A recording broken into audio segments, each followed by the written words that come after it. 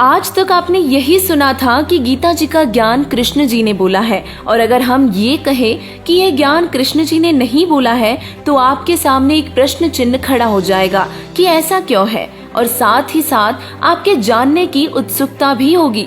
दर्शकों, महाभारत के युद्ध स्थल के बीच में गीता जी का ज्ञान कृष्ण जी के मुख से बोला जा रहा था, लेकिन अगर हम कहें कि कृष्ण जी ने नहीं बोला तो यह आपको सबसे बड़ा झूठ लगेगा। लेकिन यह सत्य है कि गीता जी का ज्ञान कृष्ण जी ने नहीं बल्कि काल भगवान ने बोला है, जिसे शास्त्रों में ब्रह्म कहा गया है। इस सत्य को हम इस प्रकार भी समझ सकते हैं कि जैसे किसी व्यक्ति के शरीर में प्रेतात्मा आकर कुछ बोलती है। इसमें बोल तो प्रेतात्मा रही है, लेकिन हम समझते हैं कि यह बातें वह व्यक्ति बोल रहा हो। दर्शकों, हमने सुना था और यह सत्य भी है कि कृष्ण जी ने शस्त्र न उठाने की प्रतिज्ञा की थी, लेकिन फिर भी कृष्ण जी ने रथ का पहिया उठाकर कौरवों की लाखों सेना का नाश कर दिया था। ऐसा क्यों?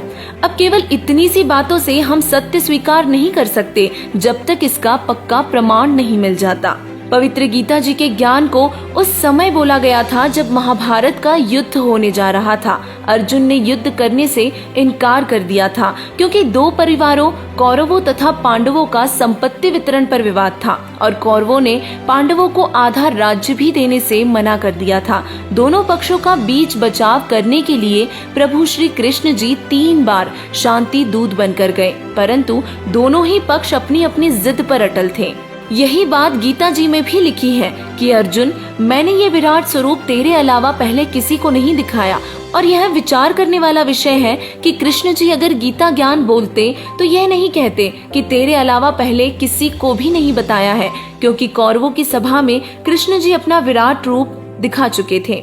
दूसरा प्रमाण पवित्र गीता जी का है। अध्याय 11 श्लोक 32 में कहा है कि अर्जुन, मैं काल हूँ और सबको खाने के लिए प्रकट हुआ हूँ। इस श्लोक में प्रकट लिखा है, जिसका अर्थ होता है कि उसी समय काल कृष्ण जी के शरीर में प्रवेश करके बोला है, क्योंकि अर्जुन युद्ध नहीं करना चाहता था और काल युद्ध करवाना चाहता था। कृष्ण जी ने युद्ध टालने के लिए बहुत प्रयास किए थे तथा युद्ध के पक्ष में भी नहीं थे। तभी काल ने कृष्ण जी के शरीर में प्रेतवत प्रवेश किया और यह ज्ञान बोलना पड़ा। अब कुछ अज्ञानी लोग ये भी कहते हैं कि कृष्ण जी ने अर्जुन को क्षत्रिय धर्म का पालन करवाने के लिए प्रेरित किया था, जबकि कृष्ण जी स्वयं क्षत्रिय थे। एक बार काल्यवन ने कृष्ण जी पर आक्रमण किया था, लेकिन कृष्ण जी ने युद्ध करना सही नहीं समझा, क्योंकि इसमें करोड़ों लोगों की हत्या होती, और यह सोचकर अपने क्षत्रिय धर्म भी न निभाकर गुफा में जाकर छिप गए, जिस कारण इनको रणछोड़ भगवान भी कहने लग गए थे। कि यह सत्य है कि पवित्र गीता जी का ज्ञान काल ने बोला है, और यह गीता अध्याय 11 श्लोक 32 से सिद्ध भी हो गया है, क्योंकि श्री कृष्ण जी काल नहीं थे। कृष्ण जी ने इससे पहले और बाद में कभी भी नहीं कहा कि मैं काल हूँ।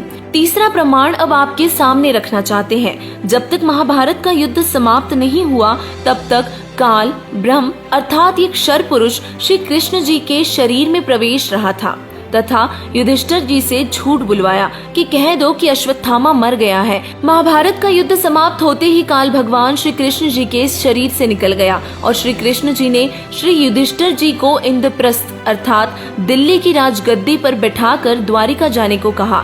तब अर्जुन और अन्य सभी ने प्रार्थना की कि हे कृष्ण जी, आप हमारे गुरुदेव हो और हमें एक सत्संग सुनाकर जाना, ताकि हम आपके सदचिन्हों पर चल सके और अपना आत्म कल्याण कर सके। यह प्रार्थना स्वीकार करके श्री कृष्ण जी ने तिथि, समय और स्थान निहित कर दिया और निश्चित तिथि को श्री अर्जुन ने भगवान श्री कृष्ण जी से कहा कि प्रभु, आज वही पवित्र गीता जी वाला ज्ञान ज्यों का त्यों सुनाना, क्योंकि मैं बुद्धि के दोष से भूल गया हूँ। तब श्री कृष्ण जी ने कहा कि हे अर्जुन, तू निश्चय ही बड़ा श्रद्धाहीन है, तेरी बुद्धि अच्छी नहीं है, ऐसे पवित्र ज्ञान को तू क्यों भूल गया। और फिर स्वयं कहा कि अब उस पूरी गीता ज्ञान को मैं नहीं कह सकता, अर्थात मुझे ज्ञान नहीं। और साथ में उन्होंने ये भी कहा कि उस समय तो मैंने योग युक्त होकर बोला था। दोस्तों, कृष्ण जी ने अगर गीता जी का ज्ञान बोला होता तो इस तरह नहीं कहते कि मुझे अब ज्यों का त्यों याद नहीं है। अब आपको यहाँ एक प्रमाण और बताना चाहेंगे कि जब कृष्ण जी को एक शिकारी ने विषाक्त तीर मारा, उस समय कृष्ण जी मृत्यु शैया पर थे और तब अर्जुन ने कहा कि भगवान, मैं कुछ प्रश्न पूछना चाहता हूँ। और श्री कृष्ण जी ने कहा कि अर्जुन पूछ ले जो कुछ पूछना है, मेरी अंतिम घड़ियां हैं। अर्जुन ने आंखों में आंसू भरकर कहा कि प्रभु बुरा न मानना, जब आपने पवित्र गीता जी का ज्ञान कहा था उस समय मैं युद्ध करने से मना कर रहा था और आपने कहा था कि अर्जुन तेरे दोनों हाथों में लड्डू है, यदि युद्ध में मारा गया तो स्वर्ग को प्राप्त होगा और यदि विजयी हुआ तो पृथ्वी का राज्य भोगेगा तथा तुम्हें कोई पाप भी नहीं लगेगा। हमने आप ही की देख रेख व आज्ञा अनुसार युद्ध किया। प्रमाण के लिए देखिए पवित्र गीता जी के अध्याय 2 श्लोक 37 और 38 में। हे भगवान, हमारे तो एक हाथ में भी लड्डू नहीं रहा, ना तो युद्ध में मरकर स्वर्ग प्राप्ति हुई तथा अब राज्य त्यागने का आदेश आप दे रहे हैं और ना ही पृथ्वी के राज्य का आनंद ले पाए। ऐसा छल युक्त व्यवहार करने में आपका क्या हित था?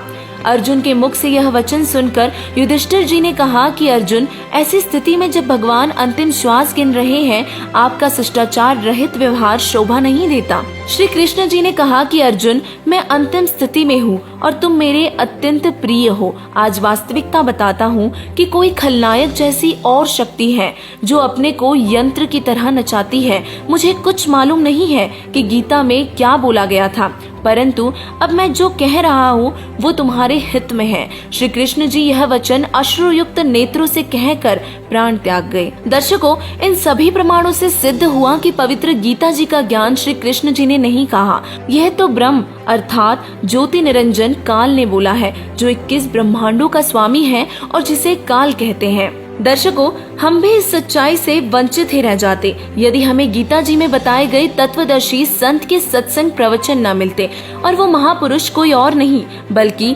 जगत गुरु तत्वदर्शी संत रामपाल जी महाराज जी ही है। अतः आप सभी से हमारी प्रार्थना है कि आप सब भी संत रामपाल जी महाराज जी के सत्संग प्रवचन सुनिए और उन्हें शास्त्रों से मिलान करके देखिए, और सही सिद्ध हो तो आप उनसे नाम दीक्षा लेकर अपना कल्याण करवाइए। धन्यवाद।